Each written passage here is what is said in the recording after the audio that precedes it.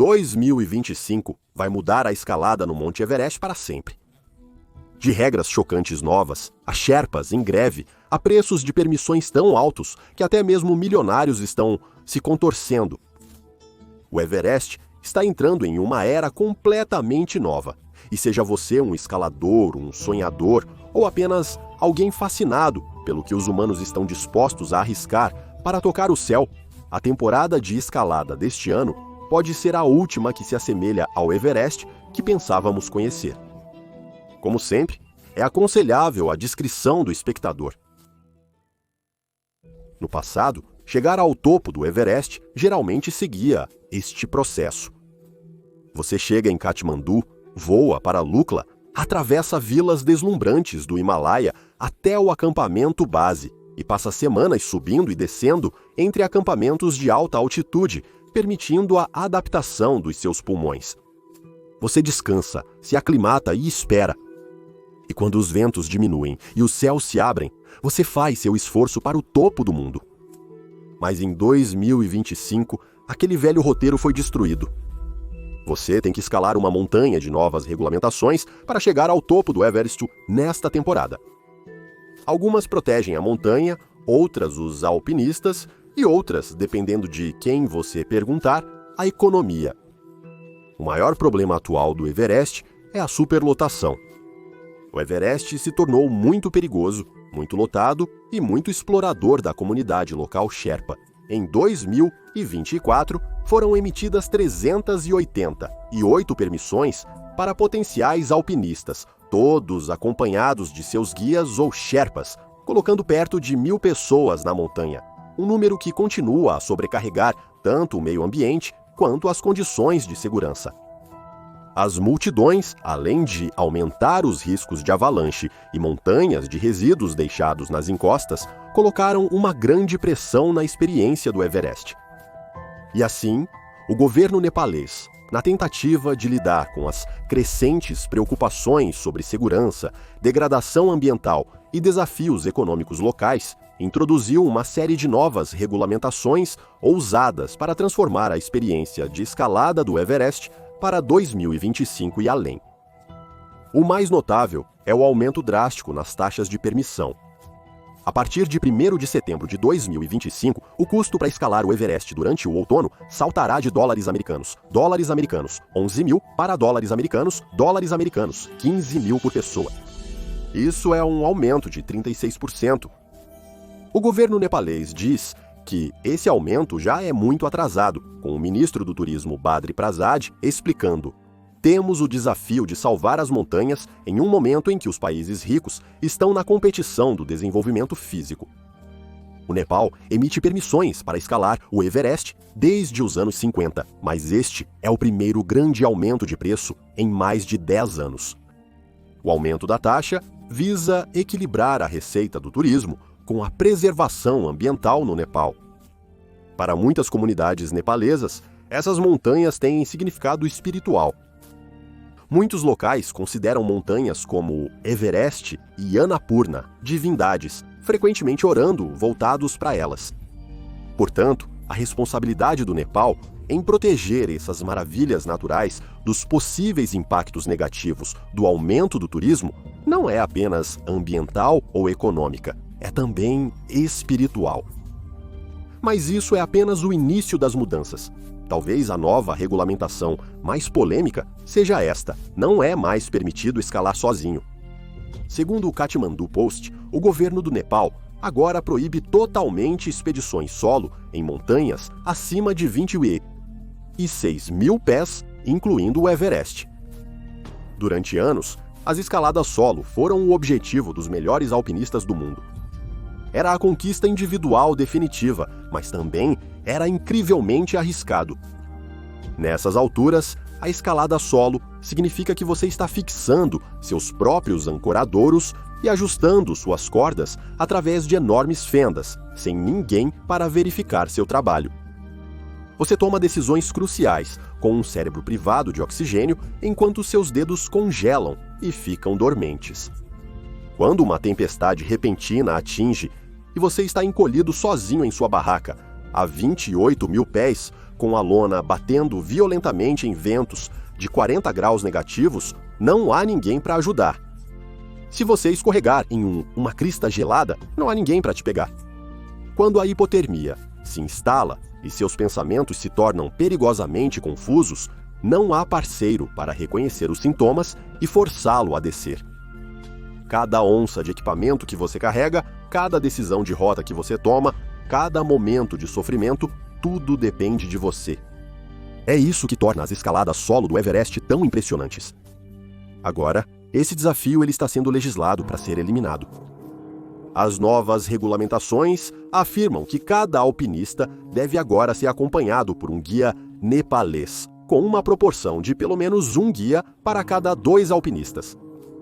Na verdade, não é uma regra nova. A proibição foi introduzida em 2017, mas durante anos a aplicação foi inconsistente. Com a documentação adequada ou acordos discretos com empresas de expedição, Climber ainda encontrou formas de realizar isso por conta própria. Então, o que aconteceu? Algo levou o governo a adotar uma postura muito mais rígida. Desvio neste trem caótico. Para mais histórias cruas e sem cortes, junte-se à comunidade Extreme no Patreon. Vejo você no limite extremo. Em 2023, 478 alpinistas receberam permissões para tentar o cume do Monte Everest. Um deles era Szilárd Zsuhada, um montanhista de 40 anos da Hungria. Szilárd era um dos montanhistas de alta altitude mais realizados da Hungria. Na década anterior, ele havia alcançado com sucesso o cume do Broad Peak, K2 e Lodz, sem oxigênio engarrafado ou apoio pessoal de Sherpa. Sua reputação foi construída não na velocidade ou acrobacias, mas em um compromisso silencioso com o que os alpinistas chamam de escalada por meios justos, o que significa escalar sem auxílio artificial e com total respeito à montanha e seus riscos. Em 2023, Szilárd finalmente voltou seu olhar para o Everest. Esta expedição em 2023 deveria concluir esse legado. Se bem-sucedido, Zsuhada se tornaria o primeiro húngaro a escalar o Everest neste estilo. Isso é algo que menos de 200 pessoas na história já conseguiram, e com bons motivos. É extremamente perigoso. Ainda assim, dado sua vasta experiência, Zsuhada deve ter sentido uma profunda sensação de prontidão e excitação silenciosa enquanto se preparava para sua histórica ascensão. Em abril de 2023, Zsuhada chegou ao acampamento base do Everest e começou suas meticulosas preparações. Ele se aclimatou e escalou progressivamente mais alto na rota padrão do South Col, seguindo um plano preciso. Então, em 21 de maio de 2023, Szilárd começou sua tentativa final de cume. Fiel ao seu estilo, ele escalou sem um Sherpa, sem oxigênio engarrafado e sem apoio físico na montanha, mas ele não estava completamente sozinho. Szilárd tinha uma pequena equipe no acampamento base do Everest que monitorava seu progresso e contatava-o em check-ins agendados. Ele também carregava um sistema de posicionamento global, permitindo à equipe rastrear seus movimentos. Na manhã de 24 de maio, ele foi visto pela última vez descansando em um lugar chamado The Balcony, a 27.600 pés de altura. Este local é bem no meio da zona da morte, onde os níveis de oxigênio são tão baixos que o corpo humano sente como se estivesse literalmente morrendo. Nessas condições, até alpinistas experientes podem ser surpreendidos por uma avalanche, desenvolver doença de altitude ou cometer erros quando seu cérebro opera com 1/3 do oxigênio habitual. A capacidade de decisão fica comprometida, os dedos das mãos e dos pés começam a congelar. Cada respiração é uma luta. Agora, imagine enfrentar isso completamente sozinho, assim como Szilárd estava fazendo. O que provavelmente piorou as coisas foi o clima. No final de maio, o clima no Everest começa a ficar extremamente imprevisível. A temporada pré-monção, que permite tentativas de cume, começa a dar lugar à temporada completa de monção, trazendo neve pesada, ventos ferozes e condições que mudam rapidamente. Os guias Sherpa locais conhecem bem essa transição, pois a viram ceifar vidas anualmente.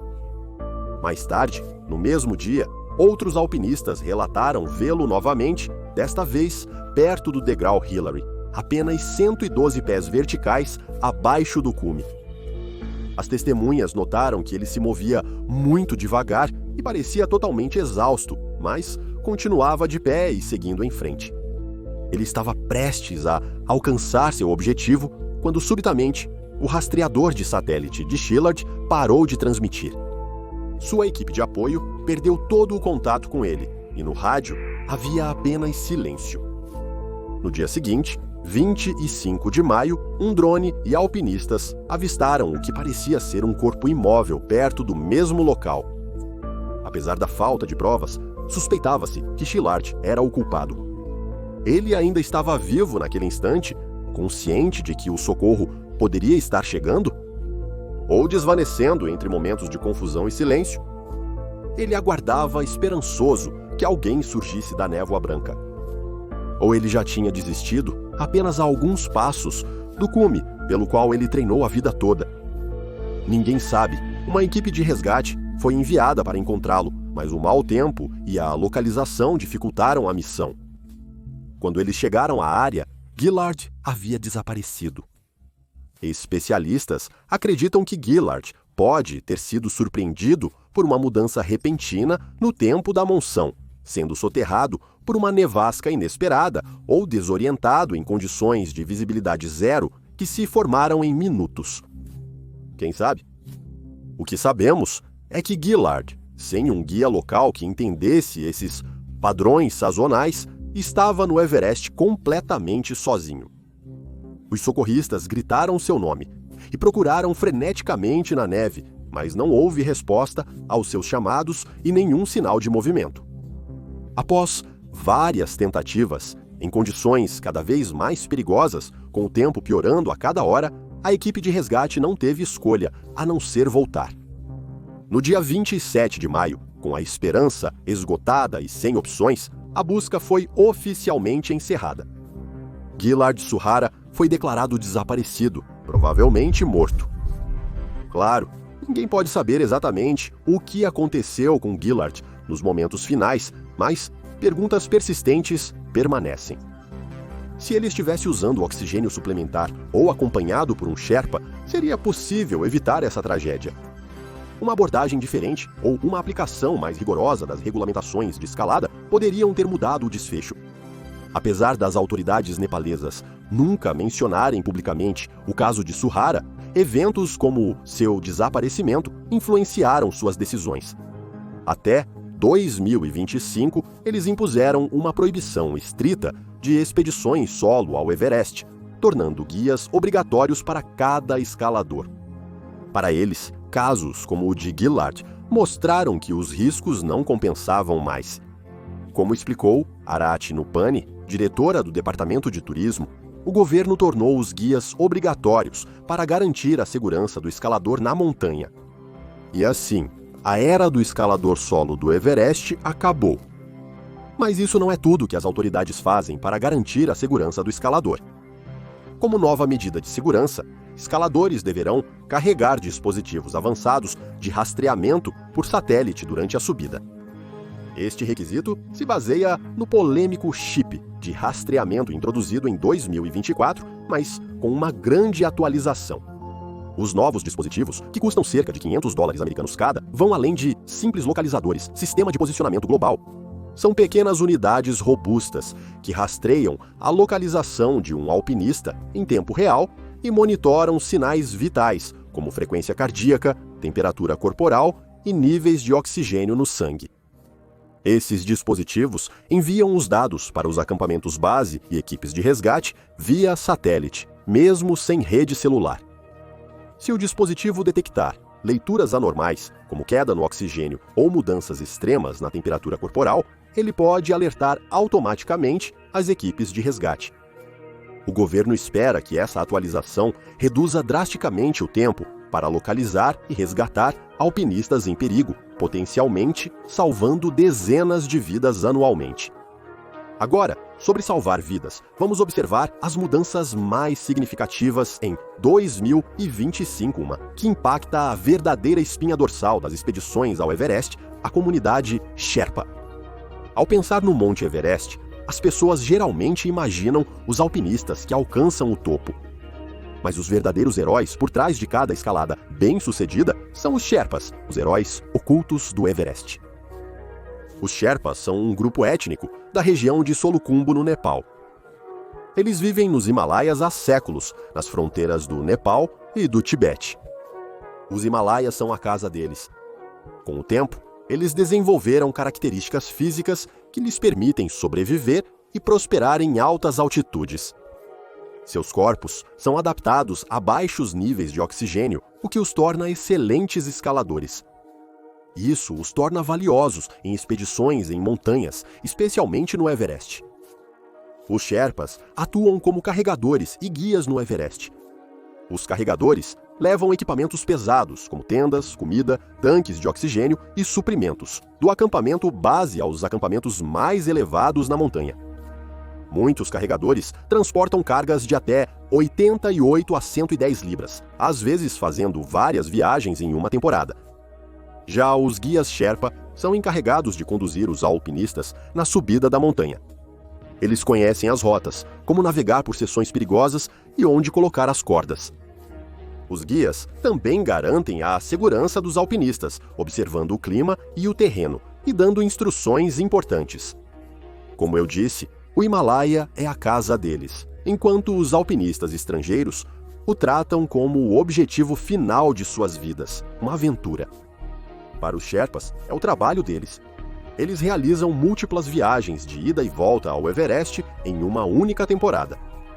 Para compreender a importância e o árduo trabalho dos Sherpas, considere o seguinte: quando um alpinista estrangeiro chega ao cume, ele geralmente atravessa a perigosa cascata de gelo Khumbu apenas 2 ou 3 vezes. Um Sherpa trabalhando na mesma expedição, eles podem atravessá-lo de 20 a 30 vezes em uma temporada, com tanques de oxigênio, montando cordas e levando equipamentos para acampamentos mais altos. A matemática é brutal. Das 335 pessoas que faleceram no Everest entre 1922 e dezembro de 2024, 129 eram Sherpas, ou cerca de 1/3 do total.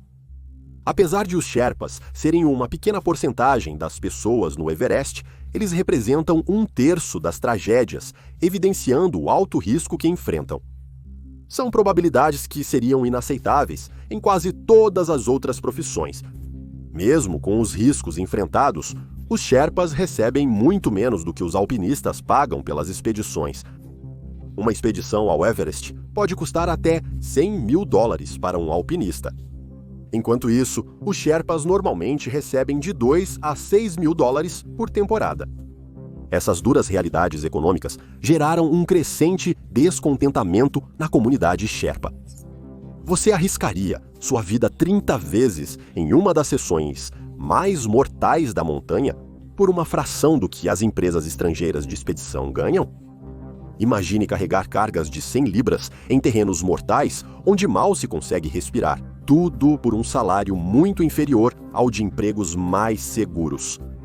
Por décadas, esse desequilíbrio tem sido uma realidade desconfortável da escalada do Everest, mas em 2025, as coisas finalmente estão mudando. Segundo as novas regras, empresas de expedição precisam pagar salários bem maiores para os guias Sherpa e equipe de suporte. Elas também são obrigadas a fornecer seguro de morte e lesões com cobertura de até 2 milhões de rúpias nepalesas, ou aproximadamente $14.400 para os Sherpas que trabalham na montanha. A exigência do seguro é um grande negócio. No passado, quando os Sherpas faleciam na montanha, suas famílias frequentemente recebiam uma compensação mínima. Em regiões onde um Sherpa geralmente sustenta uma família grande, a morte do provedor pode ser economicamente devastadora. Os novos requisitos de seguro garantem que as famílias não ficarão desamparadas se ocorrer uma tragédia. Essas mudanças não ocorreram no vácuo. Elas vieram após anos de advocacia de organizações Sherpa e uma greve ameaçada durante a temporada de escalada de 2024. E 4. A ameaça de uma greve dos Sherpas no Everest no ano passado chocou a comunidade de montanhismo. Os Sherpas são essenciais para viabilizar as expedições comerciais no Everest. O governo teve que agir e as regulamentações de 2025 representam a sua resposta.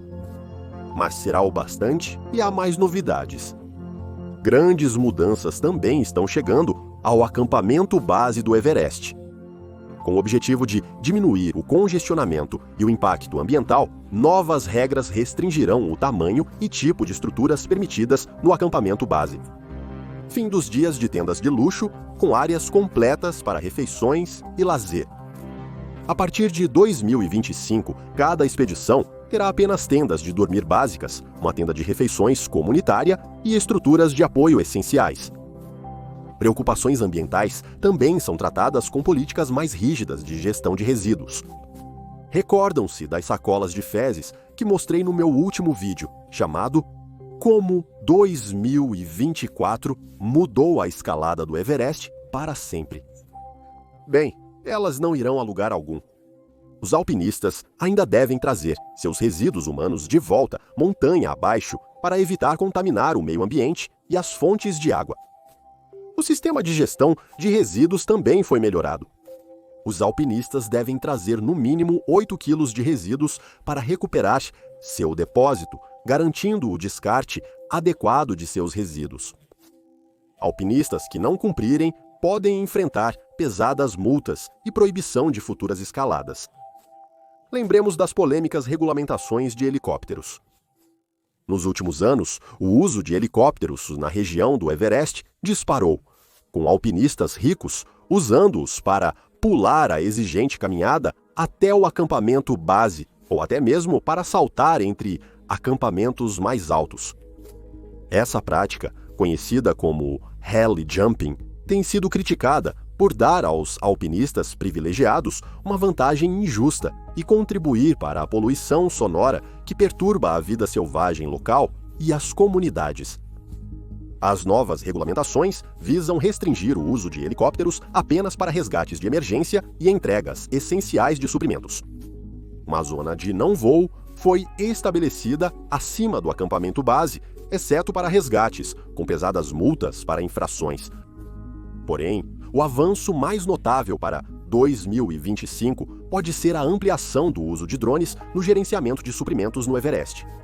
Com base em testes bem-sucedidos em 2024, o governo nepalês aprovou a implantação de uma frota de drones de alta altitude capazes de entregar suprimentos críticos para acampamentos tão altos quanto o acampamento 3, a 23.500 pés.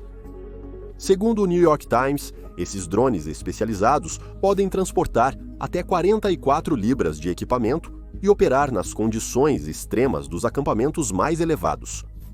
Eles são projetados para reduzir os riscos enfrentados pelos guias Sherpa durante as expedições. O programa de drones é um pouco controverso. Alguns puristas dizem que isso diminui o desafio bruto do Everest, mas outros adoram porque pode salvar vidas, particularmente entre os Sherpas, que fazem muito mais viagens por seções perigosas do que os alpinistas estrangeiros.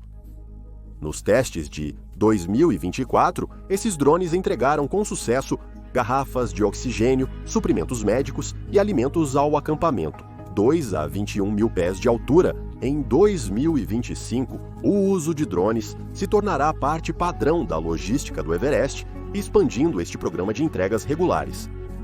Mas não são apenas drones e regulamentos que estão transformando o Everest. A infraestrutura também está. Uma nova estrada conecta Katmandu diretamente à região de Khumbu, diminuindo o tempo para chegar ao ponto de partida da caminhada ao Everest. A estrada muda significativamente a experiência das pessoas na jornada ao Everest. Tradicionalmente, a aventura começava com um voo arrepiante para Lukla. Dali em diante, os caminhantes levariam cerca de 10 dias até o acampamento base, uma jornada que permitia a aclimatação adequada e imersão na cultura local. Essa estrada elimina completamente isso. A jornada agora se parece com isso. 12 horas de Katmandu a Saleri de ônibus público, depois de Saleri a Tamdanda de jipe, seguido por uma caminhada de 6 horas para chegar a Lukla. Isso reduziu o tempo de viagem de uma caminhada de uma semana para uma viagem que pode ser concluída em apenas 2 dias. A estrada foi finalizada no fim de 2024 e atualmente é usada por moradores locais e caminhantes. Embora esse acesso melhorado tenha sido bem-vindo por alguns, particularmente os moradores locais que agora têm melhor acesso à saúde e aos mercados, outros se preocupam que isso levará a ainda mais multidões e maior comercialização da região. Duvido disso com as novas regras e preços de permissão. Mesmo com todas as mudanças, os desafios essenciais do Everest continuam. Altitude extrema, que pode acabar rapidamente com os alpinistas, frio brutal, que congela a pele exposta em minutos, e tempestades súbitas e violentas que aparecem sem aviso prévio. Nenhuma regulamentação pode domar essas forças naturais fatais. Assim, mesmo que novas regulamentações e tecnologias possam mudar a abordagem das pessoas ao Everest, elas não alteram o que torna a montanha um desafio tão formidável. Continua sendo um teste de resistência humana, determinação e julgamento que poucos irão experimentar. Ao olharmos para a temporada de escalada de 2025 e os anos seguintes, uma pergunta se destaca: essas mudanças tornarão o Everest mais seguro? Vamos descobrir. Apoie o canal, associe-se para benefícios exclusivos. Valeu por assistir, até a próxima. Seja audaz e viva com coragem.